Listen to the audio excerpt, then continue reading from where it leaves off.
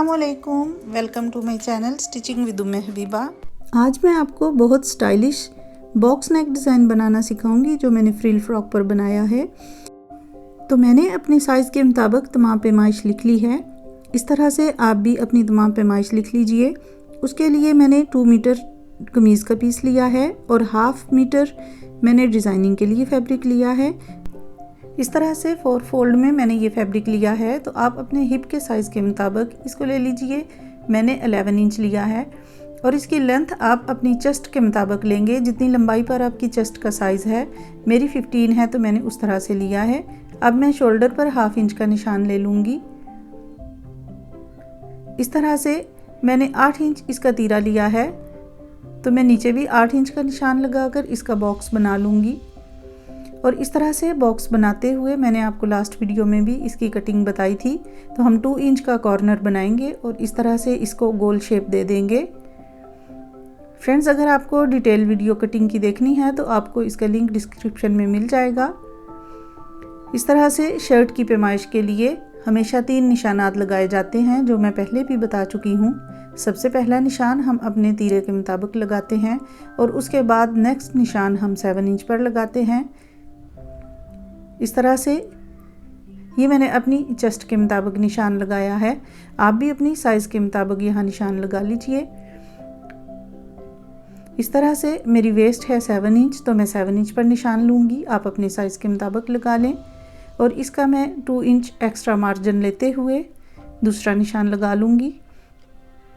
तो फ्रेंड्स, इस तरह से निशान लगाकर कटिंग किया कीजिए। इस तरह से बहुत अच्छी साइजिंग होती है। अब मैं इसका ऊपर वाला पार्ट सेपरेट करते हुए जो मेरी शर्ट की फ्रंट है उसके दोनों पीसेस हाथ में पकड़कर तकरीबन 1 इंच का मार्जिन देते हुए मैं कटिंग कर लूँगी, जिस तरह के मैंने अपनी कटिंग की डिटेल वीडियो में आपको बताया है। उसके बाद मैं बॉडी के नीचे लोअर पार्ट लूँगी, जिसकी मैंने लेंथ ली है 15 इंच। और इस तरह से ये मैंने 32 इंच लिया है और एक मैंने 39 इंच लिया है। इस तरह से ये मैंने 2 फ्रिल अपनी बॉडी के लिए उतार ली हैं। और इस तरह से ये अब मैं 4 इंच डबल फोल्डिंग करते हुए लंबा फैब्रिक लूँगी, जिसको मैं अपनी फ्रिल के नीचे लगाऊंगी। तो अब हमारी कटिंग कंप्लीट हो जाएगी। इसके बाद हम स्लीव्स की कटिंग कर लेते हैं। तो मेरा स्लीव्स 8 इंच था, तो मैंने उसको 3 इंच बढ़ाते हुए 11 इंच चौड़ाई पर लिया है। आप इसकी डिटेल कटिंग वीडियो देखना चाहते हैं तो आपको लिंक डिस्क्रिप्शन में मिल जाएगा। फ्रेंड्स, नेक डिज़ाइन बनाते हुए हम फ्रंट नेक को 1-1 इंच एक्स्ट्रा काट लेते हैं। इस तरह से आगे का गला पीछे नहीं गिरता। और इसी तरह से मैंने 3 इंच विड्थ पर अपने नेक डिज़ाइन काट लिया है। अब मैं अपनी फ्रंट बॉडी को लेते हुए बुकरम उसके साइज़ का काट लूँगी। बुकरम की चौड़ाई बॉडी के जितनी ही रखी जाएगी, सिर्फ इसकी लंबाई कम रखी जाएगी। 11 इंच इसकी लंबाई ली है मैंने, जबकि हमारी बॉडी 15 इंच है। तो इस तरह से अपने शोल्डर के सेंटर से हम निशान लेते हुए तकरीबन 2-3 इंच एक्स्ट्रा छोड़ते हुए हम नीचे से ऊपर तक इसको मिला लेंगे। इधर आप अपनी चॉइस के मुताबिक भी इसका डिज़ाइन चेंज कर सकते हैं। तो इस तरह से इसको मैं हल्का सा वी शेप दे दूँगी।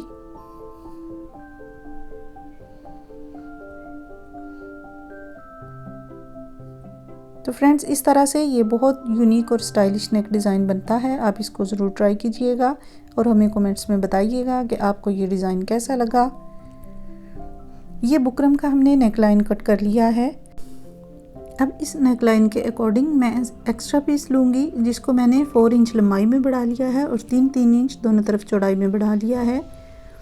अब उस एक्स्ट्रा फैब्रिक पर मैं सबसे पहले कॉर्नर में एक लाइन लगाऊंगी। उसके बाद 1-1 इंच के गैप से मैं पूरे फैब्रिक पर इसी तरह से इसके मुताबिक लाइंस लगाऊंगी। इस तरह से मैंने लाइंस लगा ली हैं। अब इसके अपोजिट साइड पर इसी तरह से सबसे पहली लाइन मैं कॉर्नर में लूँगी। उसके बाद नेक्स्ट पूरे फैब्रिक पर 1-1 इंच पर मैंने लाइंस से ब्लॉक्स बना लिए हैं। तो फ्रेंड्स, इस तरह से हम हर लाइन के ऊपर बारीक किनारे पर सिलाई लगा लेंगे। ये सिलाई बहुत एहतियात से लगाइएगा। जितनी नीट ये सिलाई होगी हमारा डिज़ाइन उतना ही खूबसूरत बनकर तैयार होगा। तो इस तरह से इसके सारे फैब्रिक पर जो हमने निशानात लगाए हैं उनके ऊपर बिल्कुल किनारे की सिलाई लगा लेंगे। तो फ्रेंड्स ये मैंने सिलाई लगाकर इस्त्री कर लिया है और इसके ऊपर जो मैंने बुकरम का नेकलाइन रेडी किया था उसको भी लगा लिया है। 1-1 इंच एक्स्ट्रा मार्जिन नीचे की तरफ छोड़ते हुए मैं इसकी कटिंग कर लूँगी, क्योंकि इसी एक्स्ट्रा फैब्रिक से हमने इसकी फोल्डिंग करनी है। बाकी साइड्स पर एक्स्ट्रा फैब्रिक नहीं छोड़ना है। इस तरह से इसकी नेकलाइन की भी हम कटिंग कर लेंगे। तो फ्रेंड्स इसके बाद हम इसके गले में वाइट लेस लगाएंगे। तो फ्रेंड्स जब भी सर्कुलर शेप में लेस लगाई जाती है तो उस लेस को छोटे छोटे चुनट देने पड़ते हैं। तो इसलिए इस नेकलाइन में लगाते हुए भी मैं थोड़े थोड़े फासले से बहुत बारीक से छोटे छोटे 2-3 चुनट दूंगी, जिससे इस लेस को हम गोल शेप दे सकेंगे। इस तरह से मैंने इसकी नेकलाइन में लेस लगा ली है। तो फ्रेंड्स अब हम इसमें जो हमारी शर्ट की फ्रंट साइड है उसको फिक्स कर लेंगे। तो शर्ट और जो हमारी नेक डिज़ाइन है दोनों के सेंटर में एक कैंची से छोटा सा कट लगाते हुए उस सेंटर से हम नेकलाइन को अटैच करना स्टार्ट करेंगे। तो इस तरह मैंने सेंटर से एक सिलाई लेफ़्ट साइड पर ले ली है। हाफ नेकलाइन तैयार हो गया है। अब दूसरी साइड पर भी इसी तरह से मैं सेंटर में सिलाई लेते हुए ऊपर की तरफ ले जाऊंगी। तो इस तरह से जब गोल शेप में नेक बनाया जाता है तो उसको सिलाई लगाने के बाद छोटी सी एक बात का ख्याल रखना होता है कि इसमें छोटे छोटे नोचेस ज़रूर लगाया कीजिए। इस तरह से इसकी गोल शेप बहुत अच्छी बनती है। अब मैं लेस को पीछे हटा लूँगी और जो नेक डिज़ाइन है और जो हमारी शर्ट है उन दोनों कपड़ों को ऊपर नीचे रखते हुए किनारे पर सिलाई लगा लूँगी। इस तरह से नीचे की तरफ जो फैब्रिक है उसको नीचे वाले हाथ से बाहर की तरफ खींचते हुए दोनों किनारों को बराबर करते हुए सिलाई लगाएंगे। इस तरह से एक हाथ से नीचे से उस फैब्रिक को खींचते जाइए और दोनों के किनारे बराबर करते हुए इस तरह से सिलाई लगा लीजिए।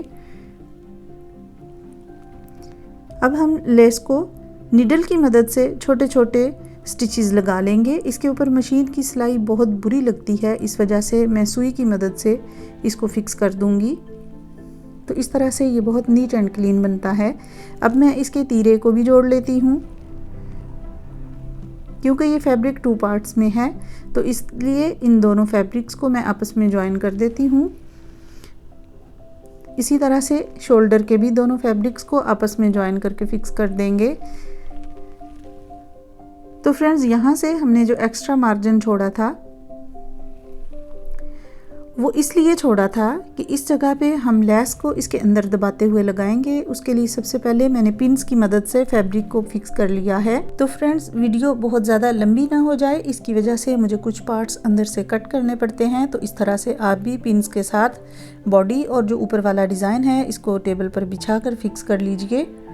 उसके बाद जो लेस है इसको इसके किनारे के अंदर रखते हुए ऊपर वाले कपड़े का जो एक्स्ट्रा मार्जिन छोड़ा था उसकी फोल्डिंग करते हुए हम इसके किनारे पर सिलाई लगा लेंगे। इस तरह से पिन्स लगाने का ये फ़ायदा होता है कि जिस तरह अभी मैं इस पे लेस अटैच कर रही हूँ तो इस तरह से ऊपर वाला फैब्रिक राइट या लेफ़्ट नहीं जाता, ये अपनी जगह पर फिक्स रहता है। तो मैं इजीली इस तरह से इसमें लेस अटैच कर लूँगी। इस तरह से ये लेस मैंने लगाकर कंप्लीट कर ली है। तो फ्रेंड्स ये बहुत खूबसूरत नेक डिज़ाइन तैयार हुआ है। अब ये मैंने इसकी बैक साइड पर जिप लगा ली है। तो फ्रेंड्स आप देख सकते हैं ये जिप बहुत खूबसूरत तरीके से लगाई गई है, जिसका स्टिच ऊपर नज़र नहीं आ रहा। तो इसका लिंक इंशाल्लाह आपको बहुत जल्द मिल जाएगा। इस तरह से हम इसके बैक पार्ट को फ्रंट के साथ ज्वाइन कर लेंगे। तो फ्रेंड्स इसका हम सबसे पहले तीरा ज्वाइन करेंगे, उसके बाद हम इसकी फिटिंग की सिलाई लगा लेते हैं। इस तरह से अब मैं इसकी स्लीव्स रेडी करूँगी। तो जो पैटर्न हमने नेक डिज़ाइन से कट किया था उसमें से जो एक्स्ट्रा फैब्रिक निकला था उसी को ही कट करके मैं अपनी स्लीव्स की फ्रंट पर लगा लूँगी। तो फ्रेंड्स अगर आपको किसी पॉइंट पर समझ नहीं आती तो आप कमेंट्स में आकर क्वेश्चन कर सकते हैं। टाइम की कमी की वजह से मुझे वीडियो शॉर्ट करनी पड़ती है, तो उम्मीद है कि आपको मैं तमाम पॉइंट्स अच्छी तरह समझा पाई हूँ। आप इस डिज़ाइन को ज़रूर ट्राई कीजिएगा और हमें बताइएगा कि आपको ये डिज़ाइन कैसा लगा। तो इस तरह से अब मैं इसके स्लीव्स इसकी बॉडी में अटैच कर लूँगी। अगर आप इसकी डिटेल वीडियो देखना चाहते हैं तो वो आप हमारी डिस्क्रिप्शन में लिंक ले सकते हैं। तो फ्रेंड्स इस तरह से मैंने बाजू को साइजिंग करते हुए स्टिच करके अपनी शर्ट में ज्वाइन कर लिया है। सेम उसी तरह हम शोल्डर से इसकी जो जॉइंट वाली साइड है वहाँ से इसकी स्टिचिंग स्टार्ट करेंगे। और इस तरह से ये बहुत खूबसूरत अपर बॉडी तैयार हो गई है। अब हम इसके नीचे जो हमने डबल फ्रिल्स कट की हैं उनको ज्वाइन करेंगे। तो इस तरह से इसकी पैमाइश कर लेंगे। इस तरह से जो मेरी फ्रिल है उसको मैं इसके बॉडी के साथ इस तरह से अटैच कर लूँगी। इसमें हम धागा खींचकर चुन्नट डालेंगे। इस तरह से भी डाली जा सकती हैं, लेकिन मैं इसमें धागा खींचकर चुन्नट डालूँगी। तो ये मेरी जो वेस्ट का साइज़ है ये 16 इंच है, तो इसके मुताबिक मुझे फ्रिल भी 16 इंच में रेडी करनी है। तो मशीन का बखिया बड़ा करते हुए हम इसका धागा तोड़े बगैर इस एक किनारे से दूसरे किनारे तक सिलाई लगा लेंगे।